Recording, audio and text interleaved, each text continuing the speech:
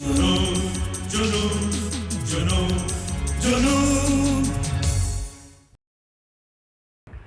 आइए मनमोहन जी, अब कैसी तबीयत आपकी? जी आपकी कृपा से ठीक। ये मिस्टर अधिकारी हैं, हमारे सॉलिसिटर। नमस्कार जी। नमस्कार। अच्छा, आप प्रेस्टन जी का दफ्तर जानते हैं? जी। ऐसा कीजिए, आप ड्राइवर को साथ लेके वहां चले जाइए और उन्हें गाड़ी में साथ ले आइए। उनका फोन नहीं मिल रहा। मैं अभी जाता हूं जी। मुझे तो ठीक ही लगा। मालूम नहीं जगदीश प्रकाश क्या कह रहे थे। अरे कमीने हैं वो लोग। इस बेचारे को इस बुढ़ापे में दर दर भटकने के लिए फेंक दिया उन्होंने बाहर।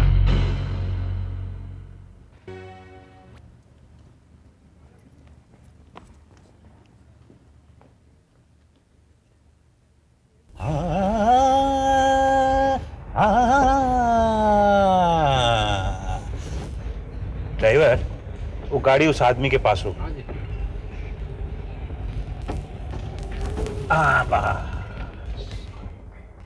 ओ लाले,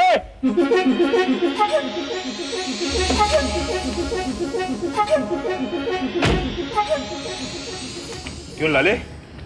बस की लाइन में खड़ा, गाड़ी में लिफ्ट दे दूं? जहां जाना है छोड़ दूंगा। क्यों, हमारी सवारी रास नहीं आई? ओ लाले,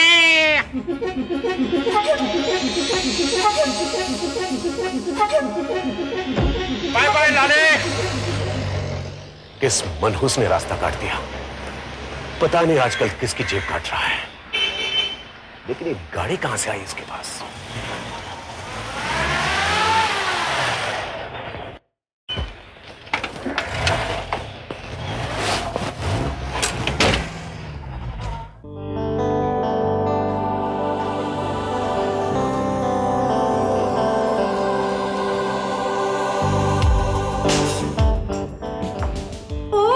सुंदर लग रही है सीमा।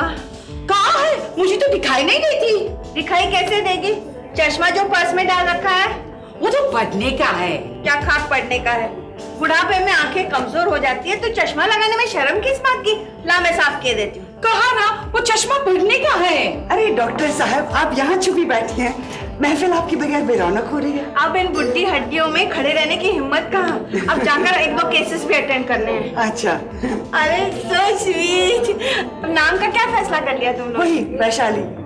आदित्य की जीत हुई ना? जीत तो हमेशा उनकी होती है। अरे केक कब कटेगा? बस लाला जी आ जाए तो। हाँ भाई, दादा जो ठहरे। हेलो। लो आ गए। ये लाला जी भी क्या भला मानस है। सारी जिंदगी इस खानदान के लिए सैक्रिफाइस की, शादी भी नहीं की, बैचलर का बैचलर ही रहा। बिल्कुल तुम्हारी तरह। आदमी जिद में आकर शादी नहीं करता और आखिर पछताता है। तो अब क्या हुआ? दोनों तुम्हारे लिए एक दूल्हा। Shut up. इतनी बुढ़ी होकर मजाक करती है, शर्म नहीं आती?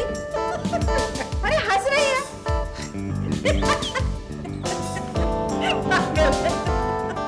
Happy birthday to you. Happy birthday to you. Happy birthday to Shani. Happy birthday to you.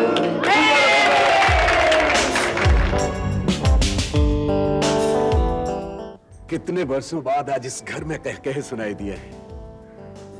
ये बच्चों का शोरोगुल, ये गहमा गहमी। तुम्हें नहीं पता बेटे, आज मेरे दिल को कितनी राहत पहुंची है। भगवान इस घर को हमेशा खुशियों से भरा रखे।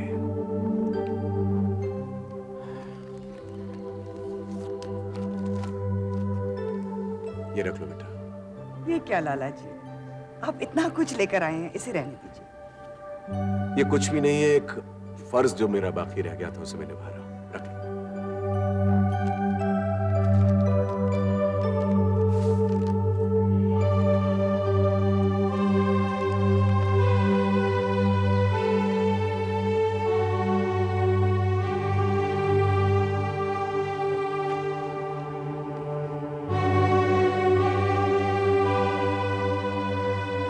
ये क्या लाला जी?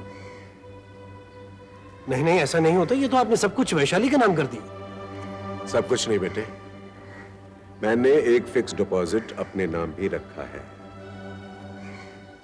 ताकि वहां आश्रम में आराम से बाकी जिंदगी गुजार सकूं। ये वसीयत, ये आश्रम, ये क्या बातें कर रहे हैं आप लाला जी? मेरे को समझ में नहीं आ रहा। याद है बेटे, आज से काफी समय पहले मैंने बड़ी संजीदगी के साथ रिटायर होने की बात कही थी, और तब सीमा ने कहा था कि हमारी गृहस्थी अभी पूरी तरह से बसी नहीं है। अब तो तुम्हारी गृहस्थी पूरी बस चुकी है। अब मुझे संन्यास लेने से कोई नहीं रोक सकता, और मुझे पूरा यकीन है कि तुम दोनों माया मोह से छुटकारा पाने में मेरी मदद जरूर करोगे। नहीं लाला जी, आप हमें छोड़कर नहीं जा सकते। जाना तो है ही बेटे, ये बात तो निश्चित है। मैं जानती हूँ कि आप बहुत थक गए हैं, इसीलिए रिटायरमेंट की बात समझ में आती है, लेकिन ये संन्यास लेने का फैसला, हमसे कोई गलती हुई है लाला जी कि आप हमें छोड़ने की बात कर रहे हैं? तुम तो फरिश्ते हो, तुमसे क्या गलती हो सकती है? मेरा ही मन माया मोह के झमेलों से उकता गया है, और ये आज की बात नहीं है। कई सालों से मेरे अंदर एक हलचल सी मची हुई है, जिसने मेरी सारी सोच को ही बदल दिया है। बच्चों, तुम्हें नहीं मालूम आज मैं कितना खुश हूं। मैं अकेला रह जाऊंगा लाला जी। इतने लोग हमारी तरक्की से जल रहे हैं, हर तरफ गिद्ध ही गिद्ध ताक में बैठे हैं। मैं उन सबसे अकेला कैसे निपटूंगा? अगर मेरा देहांत हो जाएगा तो क्या करोगे? देखो बेटे, किसी के होने या ना होने से जीवन चक्र नहीं रुकता। मैं कल पौ फटने से पहले ही चला जाऊंगा। अच्छा लाला जी, आपने ये फैसला हमसे मशवरा किए बगैर कैसे कर लिया? देखो बेटे, जब बुलावा आता है तो किसी से मशवरा करने की जरूरत नहीं होती। लाला जी, आप कहां और किस आश्रम में जा रहे हैं? समय आने पर मैं खुद तुम्हें बता दूंगा। परेशान ना हो बेटा, मेरा आशीर्वाद तुम दोनों के साथ हमेशा रहेगा। लाला जी, आप इस तरह अपने बच्चों को छोड़ के नहीं जा सकते। आदित्य बेटे, मेरे पैरों में माया मोह की बेड़ियां मत डालो। बड़ी मुश्किल से मैंने इन बेड़ियों को काटा है, मुझे जाने दो।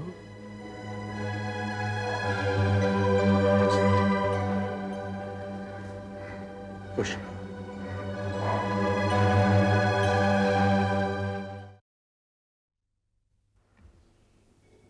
क्या बात है, तुम कुछ बोलती क्यों नहीं? क्या बात करूं? लाला जी ने यूं एकदम अपना फैसला सुना दिया कि मेरी सोचें ही जमकर रह गई। तुम नहीं जानती सीमा, पापा के गुजरने के बाद लाला जी ने ही मेरी परवरिश की। शायद ऐसी परवरिश पापा खुद नहीं कर पाते। अपने सगे संबंधी तो गिद्धों की तरह हमें नोच खाना चाहते थे, लेकिन लाला जी ने किसी की चाल कामयाब नहीं होने दी। अब मैं तो बिल्कुल बेसहारा हो गया हूं। लेकिन उन्होंने ऐसा क्यों किया? जरूर हमसे कोई गलती हुई है। नहीं नहीं, वो रिटायरमेंट की रट तब से लगा रहे थे जब से मैं ट्रेनिंग हासिल करके अमेरिका से लौटा था। वो तो ठीक है, लेकिन ये संन्यास लेने का फैसला? मालूम नहीं ये ख्याल उनके दिल में कब से पनप रहा था। मैं तो अपनी उलझनों में फंसा रहा, इत्मीनान से बैठकर उनके अंदर झांकने की कोशिश ही नहीं की। सीमा, मैं हमेशा ये समझता था कि वो एक ऐसी चट्टान है जो किसी भी तूफान का मुकाबला कर सकती है। लाला जी ने मुझे पहली मुलाकात में जीत लिया था। तुम देख लेना, वो वहां पे ज्यादा दिन रह नहीं पाएंगे। उन्हें 24 घंटे काम करने की आदत है। आश्रम में बैठे बैठे उगता नहीं जाएंगे वो।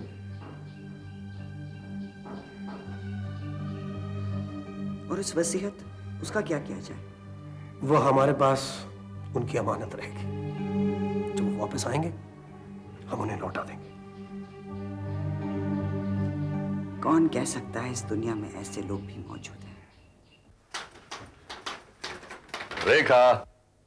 नमस्ते अधिकारी जी। नमस्ते रेखा जी, मुबारक हो। आपका कन्वेंशन कॉम्प्लेक्स बनाने का टेंडर पास हो गया है। रियली? हाँ रेखा, अधिकारी साहब सच कह रहे हैं।